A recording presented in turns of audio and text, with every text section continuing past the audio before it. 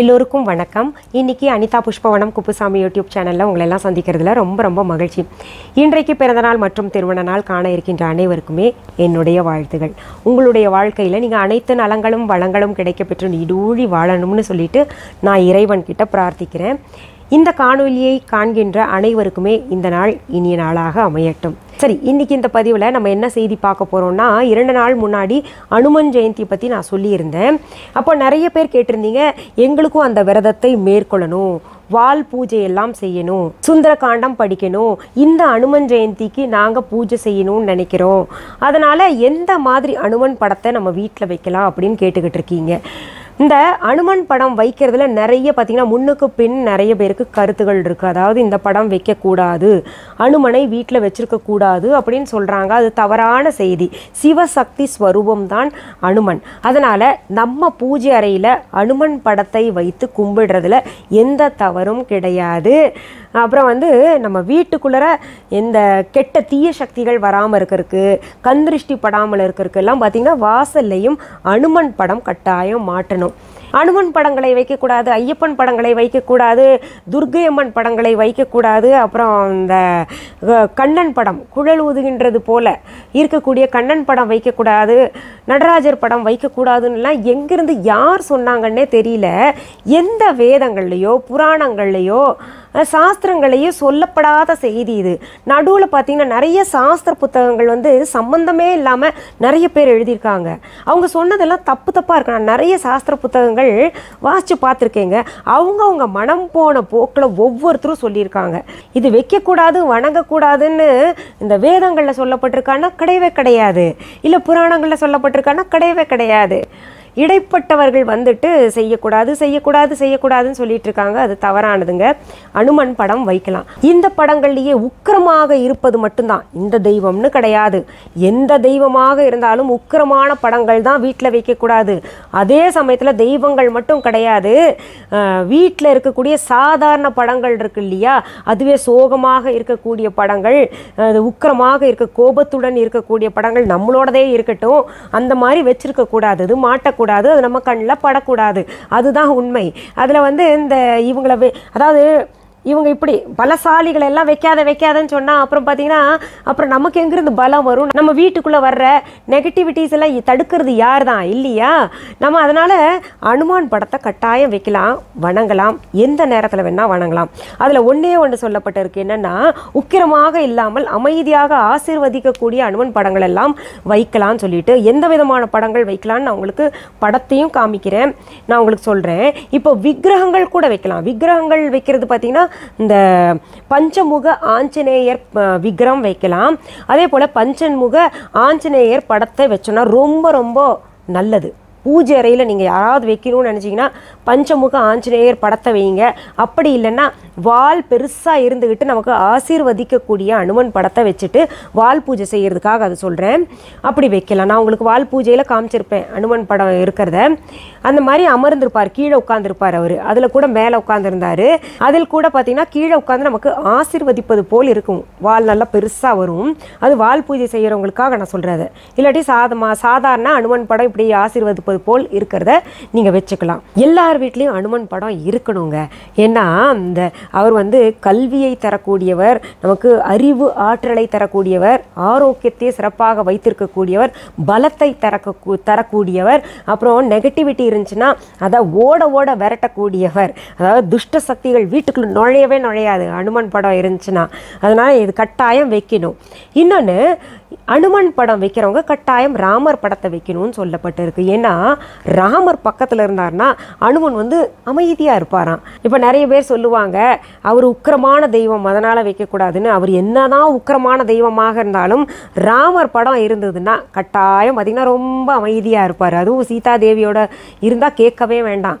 அவருடைய தாயாக நினைச்சிட்ருக்கார் இல்லையா, அதனால் ரொம்ப அமைதியாக இருப்பார், ரொம்ப கனிவுடன் இருப்பார். அதனால் அதில் பார்த்திங்கன்னா ராமர் பட்டாபிஷேக படத்தில் அனுமன் ராமருடைய பாதத்தில் உட்காந்துருப்பார். அந்த படம் ஒன்று வச்சா கூட போதும். இப்போ தனியாக அனுமன் படம் வைக்கலன்னா கூட அந்த படத்தை கூட நீங்கள் வச்சுக்கலாம். நான் எல்லாம் ராமர் பட்டாபிஷேகம் படமும் வச்சுருக்கேன், தனியாக அனுமன் ஆசீர்வதிப்பது போல படம் வச்சுருக்கேன், பஞ்சமுக ஆஞ்சநேயர் சிலை கூட வச்சுருக்கேன். அது எந்த கெடுதலும் ஏற்படாது. நம்ம வந்து சுத்தபத்தமாக இருந்தால் தான் பூஜை அறைக்குள்ளேயே போக போகிறோம், இல்லைன்னா போக போகிறது கிடையாது. இப்போ நிறைய பேர் கேட்பீங்க, எங்களுக்கு கப்போர்டு தான் இருக்குது, கிச்சனில் தான் வச்சுருக்கோம் அப்படின்னு நினைக்கிறீங்களா? அவங்க கொஞ்சம் சுத்தபத்தமாக தான் வச்சுக்கணும், அது உண்மை. ஏன்னா அவர் பிரம்மச்சரிய கடவுள் ஒன்று, இன்னொன்று சுத்தபத்தமாக இருந்து கும்பிடணுன்றது ஒன்று இருக்குது. அதனால் நம்ம சுத்தமாக இருக்கணும். நீங்கள் அப்படி வச்சுக்கணும்னு ஆசைப்பட்டீங்கன்னா கூட திரை போட்டு மறைச்சிருங்க. அப்படி இல்லைன்னா நீங்கள் என்ன பண்ணுங்கள், இந்த வைக்கக்கூடாத படங்கள் எல்லாம் நிறைய பேர் நான் பார்த்துருக்கேன், மரப்பெட்டியில் வச்சுப்பாங்க, இல்லாட்டி ஏதாவது ஒரு பெட்டியில் சிகப்பு துணியை விரிச்சுக்கிட்டு பெட்டியில் வச்சுப்பாங்க. பூஜை செய்யும் பொழுது மட்டும் எடுத்துக்கிட்டு அது பூஜை செஞ்சுட்டு நைவேத்தியெல்லாம் காமிச்சிட்டு விளக்கேற்றிட்டு பூஜை முடிஞ்ச பின்னாடி மறுநாள் காலையில் மறுபடியும் பெட்டியில் வச்சுட்டு நீங்கள் மூடி வச்சுக்கலாம். நம்ம எப்போவுமே இந்த ஐயப்பன் அனுமனை கும்பிடும் பொழுது ரொம்ப சுத்தபத்தமாக இருக்கணும். நிறைய பேர் கேட்குறீங்கள, நாங்கள் வந்து பீரியட்ஸ் அப்போ விளக்கேற்றலாமான்னு அப்படி ஒரு கேள்வியே கேட்கக்கூடாது. இனிமேல் கேட்காதீங்க. பீரியட்ஸ் அப்போ விளக்கு ஏற்றவே கூடாது, பூஜையும் செய்யக்கூடாது, கோயிலுக்கும் போகக்கூடாது, பூஜை அறைக்குள்ளேயும் போகக்கூடாது, தள்ளி தான் இருக்கணும். பூஜை எப்படி இருந்துச்சுன்னா நம்ம அப்படி சுற்றி அப்படி போகணும், அப்படி தான் இருப்பாங்க. அந்த வாடையே படக்கூடாது. எந்த சுவாமியாக இருந்தாலும், அனுமன் இல்லை, எந்த சுவாமியாக இருந்தாலும் அப்படித்தான்.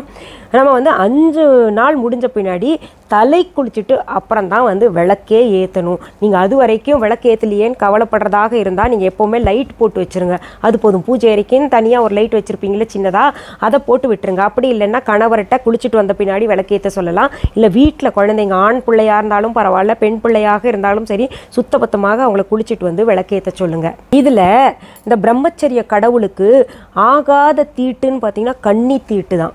அந்த கன்னி பெண்களுடைய தீட்டு ரொம்பவே ஆகாதவங்களுக்கு. அதனால தான் பார்த்திங்கன்னா இந்த கன்னி பெண்களை கொஞ்சம் தள்ளி இருக்க சொல்லுவாங்க. இதில் ஒரே ஒரு விஷயந்தான் இருக்குது. இப்போ அனுமன் படத்தை நம்ம வீட்டில் வச்சுருந்தோம்னா ஒன்றா ராமநாமத்தை நம்ம சொல்லணும், இல்லாட்டி அனுமனுக்கு உரிய ஸ்தோத்திரம் சொல்லணும். அப்படி இல்லைன்னா வச்சுக்கவே கூடாதுன்னு சொல்லியிருக்காங்க. ஏன்னா அப்படியே விட்டுட்டோன்னு வைங்களேன், நமக்கும் நம்ம வீட்டில் யாராவது இருந்தாங்கன்னா அவங்களுக்கு பிரம்மச்சரிய உணர்வு தான் வரும் அப்படின்னு. இப்போ நம்ம ராமநாமத்தை, அவர் குடும்பஸ்தர், இப்போ வந்து இந்த அனுமனை வைக்கக்கூடாதுன்னு சொல்கிறாங்கல்ல, அவங்கக்கிட்டலாம் நான் கேட்கக்கூடிய ஒரே கேள்வி என்னென்னா, ராமர் வந்து குடும்பஸ்தர், அவர் அருகிலேயே அனுமன் உட்கார்ந்துருக்காரு, அப்போ வந்து வைக்கக்கூடாதுன்றது எங்கே வந்ததுங்க? இல்லையா? அதெல்லாம் இல்லை. அதனால் நீங்கள் வைக்கலாம். அனுமனை வைக்கும் பொழுது கட்டாயம் வந்து ராமநாமத்தையோ இல்லை அனுமனுடைய நாமத்தையோ வந்து நம்ம ஸ்தோத்திரத்தையோ வந்து சொல்லணும் கட்டாயம். சுந்தரகாண்டம் முடிஞ்சால் படிங்க. யார், அதாவது சுந்தரகாண்டம் யார் படிப்பாங்கன்னா, யார் ஒருவருக்கு மனம் சரியில்லையோ கவலையில் இருக்கிறார்களோ அவர்களெல்லாம் சுந்தரகாண்டம் படிக்கணும். அப்போ வந்து அந்த நிலையே மாறி நல்லா இருப்பாங்கன்னு சொல்லப்பட்டிருக்கு. நிறைய பேர் கேட்டிருக்கீங்க, சுந்தரகாண்டத்தை பற்றி நீங்கள் சொல்லுங்க அப்படின்னு. கட்டாயம் நான் சொல்கிறேன் உங்களுக்கு, அதனுடைய விளக்கமும் சொல்கிறேன், படித்தும் காமிக்கிறேன். எதற்காக ராமநாமம் சொல்லணும், அனுமனுடைய ஸ்தோத்திரம் சொல்லணும்னா, அவர் இன்னும் சிரஞ்சீவியாக இருக்கார், அவர் அப்படியே விட்டுறக்கூடாது. இந்த கலியுகத்தில் தன் பெயரையோ இல்லை ராமநாமத்தையோ உச்சரிப்பவர்கள் யாராக இருந்தாலும் ஓடோடி வந்து உதவி செய்ய காத்து கொண்டு இருப்பார். அவர் நம்ம கூப்பிடலன்னு நமக்கு தான் நட்டம், அவர் காத்துக்கிட்டு இருக்காரு, நம்ம கூப்பிடணும். அப்படி கூப்பிட்ட குரலுக்கு ஓடி வந்து உதவி செய்வார். அது ஒன்று. இந்த 7.5 சனி தாக்கம் நான் ஏற்கனவே சொல்லியிருக்கேன். இந்த 7.5 சனி தாக்கம், நவகிரகங்கள் பிரச்சனை எதுவாக இருந்தாலும் அனுமனைத்தான் கும்பிடணுங்க.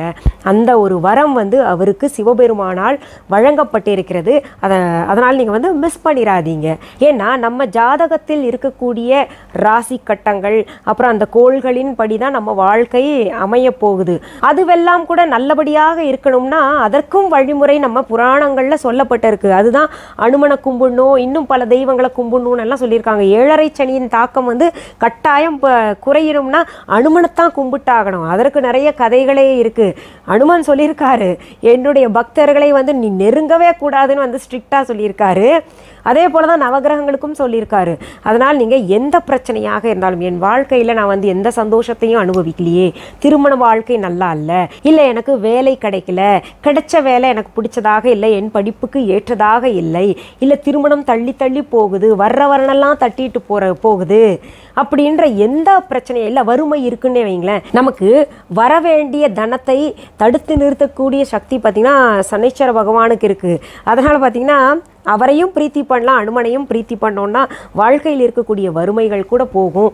இதில் வந்து திருஷ்டி கழியும், நமக்கு இந்த ஏவல் பில்லி சூன்யம் அதெல்லாம் நெருங்கவே நெருங்காது. அதனால் இந்த அனுமன் ஜெயந்தியிலிருந்து யாராவது அனுமனை தொடர்ந்து கும்பிடணும், நம்ம படத்தை வச்சுக்கணும், விக்கிரகத்தை வச்சுக்கணும் அப்படின்னு நினைக்கிறவங்க, விக்கிரகத்தை வச்சுக்கணும்னு நினைக்கிறவங்க கட்டாயம் பஞ்சமுக ஆஞ்சநேயர் அந்த விக்கிரகத்தை தான் வீட்டில் வைக்கணும்.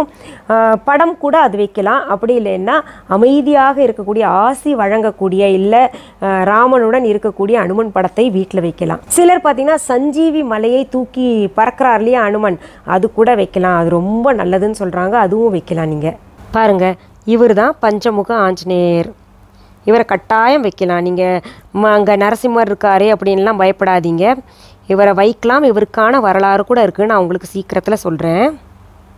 ஆசிகள் வழங்குவது போல இருக்கக்கூடிய படம் இது, இது வச்சாலும் ரொம்ப நல்லது. இதை கூட வைக்கலாம். இதை தவிர்த்து ராமர் பட்டாபிஷேகம் செய்வது போல், அதாவது ராமர் இருப்பார், சீதா பிராட்டியார் இருப்பாங்க, லக்குமணன் இருப்பார், அவங்க பாதத்துக்கு கீழே ராமர் பாதத்துக்கு கீழே அனுமன் இப்படி வணங்கிட்டு இருக்கிறது போல் ஒரு படம் பார்த்துருப்பீங்க, அதை கூட வைக்கலாம். சரி, இன்றைக்கி இந்த பதிவில் அனுமார் படம் வீட்டில் எப்படி வைக்கணும், எந்த விதமான படங்களை வைக்கலாம் அப்படின்னு கேட்டிருந்தீங்க இல்லையா, அதற்கான பதிவை நம்ம பார்த்தோம். மீண்டும் அடுத்த பதிவில் வேறு ஒரு நல்ல தலைப்போடு உங்களெல்லாம் சீக்கிரத்தில் சந்திக்கிறேன். அது வரைக்கும் நன்றி, வணக்கம்.